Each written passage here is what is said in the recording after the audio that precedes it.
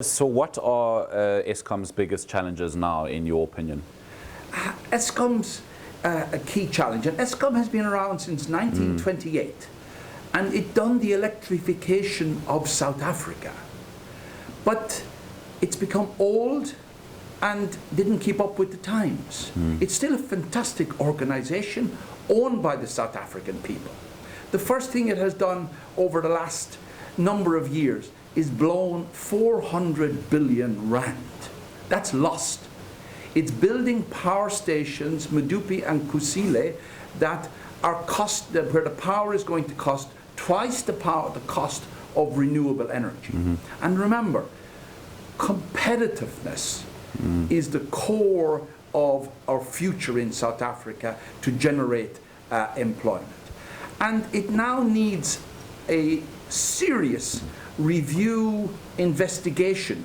Forget the past. I don't think the past will be very pretty to investigation as we see from the Denton report. But that's not going to do anything for the unemployed in South Africa. We need to have a proper, detailed review of where should Eskom go into the future. And I think the first thing that needs to be considered is that the plant that's being built in Kusile, that is going to give us the most expensive electricity ever produced, it should be considered whether it would be cheaper to back out and pay off to get out of the contracts. They're on a trajectory that means expensive electricity for the future of South Africa, and that is going to directly impact our competitiveness and our ability to employ people. What is your opinion on the government's nuclear plans? In terms of nuclear energy is a fine energy. It is complementary to renewable energy. Can it be competitive? And there are reports on Eskom hidden away in safes. There are reports on the cost of power from Medupi and Kusile hidden away somewhere else. And they've equally hidden away in the same safe. What is the cost of nuclear energy going to be for South Africa? And I welcome an open, honest debate as to whether it can be viable in the future. My own instinct tells me it's not. And you know what? For all the decision makers that are around nuclear, most of us are going to be in wheelchairs and Zimmer frames by the time that nuclear becomes an option. So it will get examined. It is a diversion at the moment, and it certainly is a diversion that Eskom shouldn't be following, where they're saying that they will have 150 million in cash in 10 years' time. But that's to ignore the fact that they owe 400 million, and to ignore the fact that the South African people have guaranteed them by 350 billion. So we're flying with billions all over the place, whereas a consumer only wants electricity.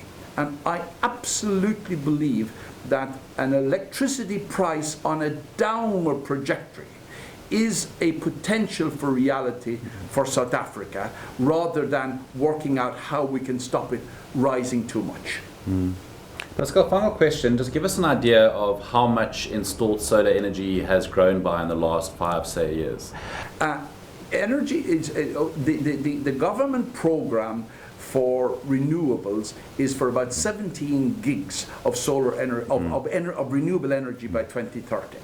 About half of that is solar, and we have installed, I think, around 3,000 gigawatts of solar energy. And South Africa is one of the most blessed countries in the world when it comes to solar irradiation. It should be our power tool of the future to be competitive. The Chinese don't have it. The Germans don't have it. We have a competitive advantage in solar energy and in wind energy. And those are the things we need to use. But we're faced with a situation of having to dilute that low-cost energy with expensive mistakes that have been made by the procurement of fossil fuel energy. So just in terms of the amount of gigawatts that are produced, I mean, can you give us some numbers?